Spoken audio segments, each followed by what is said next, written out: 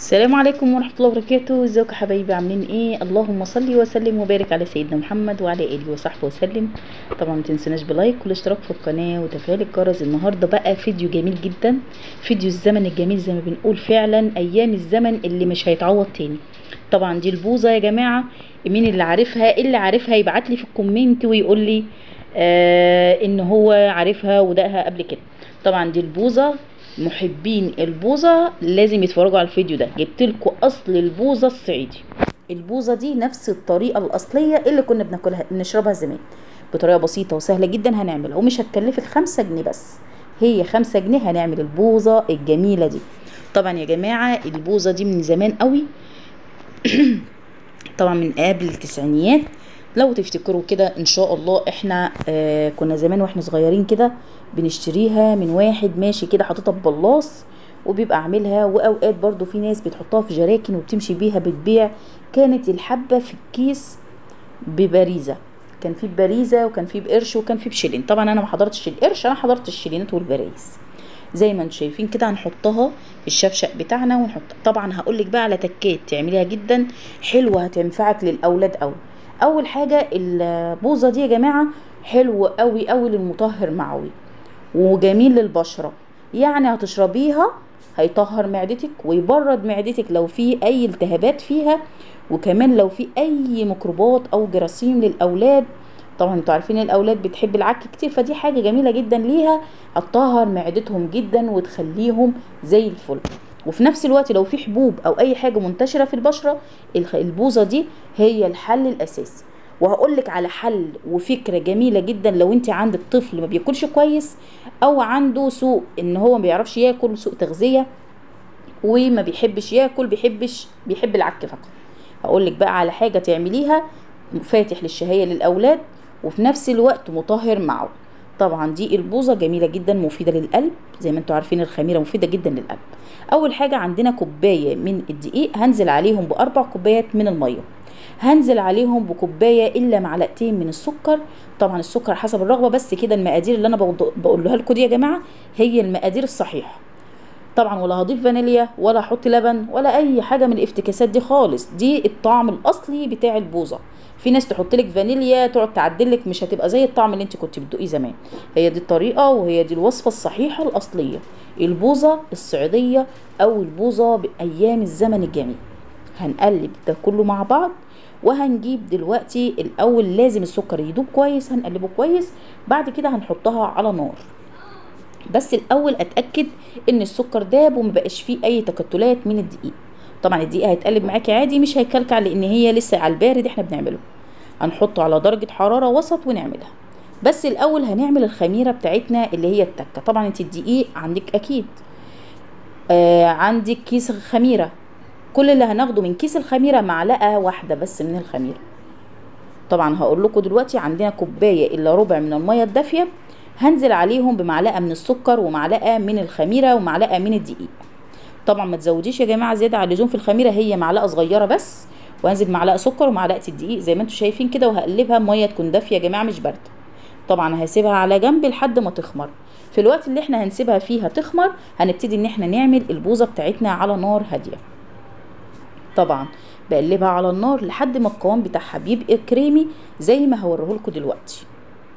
نيجي بقى للوصفة بتاعتنا، وهي الوصفة اللي بتزود الوزن للأطفال، ووصفة طبيعية ومش مضرة بالصحة خالص. أول حاجة هتجيبي كوباية من اللبن الدافي، عليها معلقة من الخميرة أو قطعة صغيرة من الخميرة البيرة. طبعا أهم شيء تحطي السكر زي ما انت بتحطي السكر عادي، واللبن يكون دافي ما يكونش سخن علشان خاطر يطهر، عشان يشغل الخميرة معانا ويفعلها. دي أحلى وصفة لزيادة الوزن وتنظيف ومطهر معوي للأطفال، جميلة جدا. اعملي الوصفة دي لمدة 10 أيام للأولاد. الولد أو البنت اللي ما كانوش بياكلوا، ولاحظي الفرق أول ما يصحى تعمليها له خليه يشربها على بق واحد، ولاحظي بقى انت الفرق هيبقى ايه. بعد ربع ساعه او نص ساعه بالكتير يقولك ماما انا جعان جدا انا جعان. حتى لو كل بعد ما خدها على طول هتلاقيه جاي لك كمان شويه يقولك يا ماما انا جعان جدا. وهتلاقي العيل بياكل، لان وصفه جميله جدا بتوسع المعده وفي نفس الوقت بتخلي العيل نفسه تبقى مفتوحه، وبتنظف معدته لو فيها اي ديدان او اي ميكروب فيها. طبعا يا جماعه لو انتم مش عارفين ان الخميره، الله اكبر على الخميره، حاجه كده جميله جدا، حاجه طبيعيه للبشره وللمعده ويبرد جوف اي حد عنده التهابات. الخميره الحل. طبعا انا حطيتها على نار هاديه كده، هبتدي ان انا اقلب البوظه بالطريقه دي. والبوظه برضو جميله، لو الولد او البنت ما حبوش يشربوها، لا هي جميله جدا ومطهره وحلوه جدا برضو للبشره. فالبوظه حاجه صحيه طبيعيه. احنا عارفين فوائد الخميره يا جماعه، فوائد الخميره بسم الله ما شاء الله لا تحصى، حاجه كده وهم. هبتدي ان انا اقلبها، القوام بتاعها هيبتدي يتقل، يبقى احنا خلاص وصلنا للقوام اللي احنا عايزينه. القوام بتاعها بيبقى كريمي كده يا جماعه، ما بيبقاش متكتل، لان احنا المقادير مظبوطه، ما بيبقاش متكتل. خلاص انا كده القوام بتاعي اتعمل، خلاص هسيبها على الرخامه تبرد خالص، وبعد ما تبرد هنزل عليها بكوبايه الخميره اللي احنا عملناها. طبعا هضربها الاول بالهاند بلندر عشان لو في اي كتل احتياطي. خلاص كده هنبتدي بقى ان احنا ننزل عليها بكوبايه الخميره بعد ما ابتدى تفور معانا. ادي القوام بتاعها قبل ما نضيف عليها الخميره. بصوا القوام بتاعها عامل ازاي، زي البشاميل، بس ده فرق فيه سكر.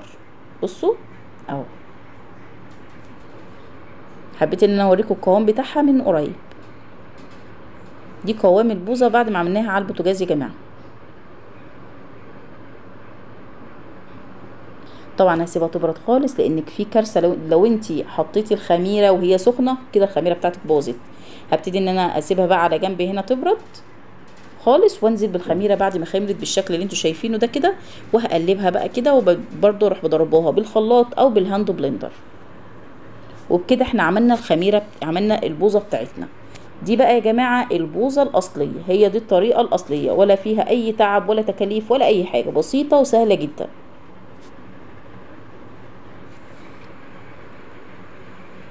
طبعا الصيف محتاج عصاير، محتاج حاجات، فاحنا خلينا في الحاجات الطبيعيه زي ما انتوا شايفين اهو. يعني حاولوا ان انتي تشربوها حتى لو مرتين 3 في الاسبوع، جميله جدا للمعده يا جماعه. ادي البوظه، بصوا القوام بتاعها. طبعا هسيبها بره ترتاح شويه، وبعد كده احطها بالحله بتاعتها في قلب التلاجة لمده ساعه. ليه بقى؟ لان هي هتتضاعف في التلاجة اهو زي ما انتوا شايفين كده. يعني يستحسن تحطيها في الحله بتاعتها، تسيبيها في الحله بتاعتها لمده ساعه، نص ساعه بره او ساعه بره، وتسيبيها ساعه في التلاجة. بصوا القوام، طبعا القوام هيتقل عن كده. هنا بردت خلاص بقى كده، هنسيبها بقى تبرد خالص. ادي البوظه بتاعتنا، بصوا شايفينها عامله ازاي. هفضيها بقى بعد كده، بعد ما اسيبها ترتاح هسيبها بقى اروح مفضياها في قلب الشفشق بتاعنا. طبعا يستحسن تحطيها في شفشق اكبر من كده او حاجه اكبر من كده، لان هي كمان هتعلى وهتفور معاكي.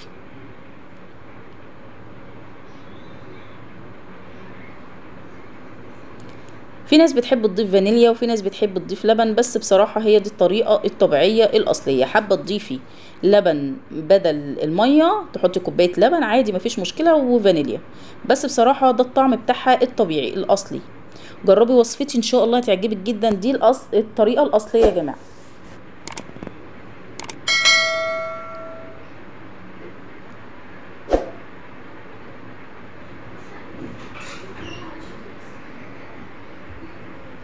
وبالشكل ده خلصنا البوظة بتاعتنا يا جماعة، حاجة كده طعمها جنان.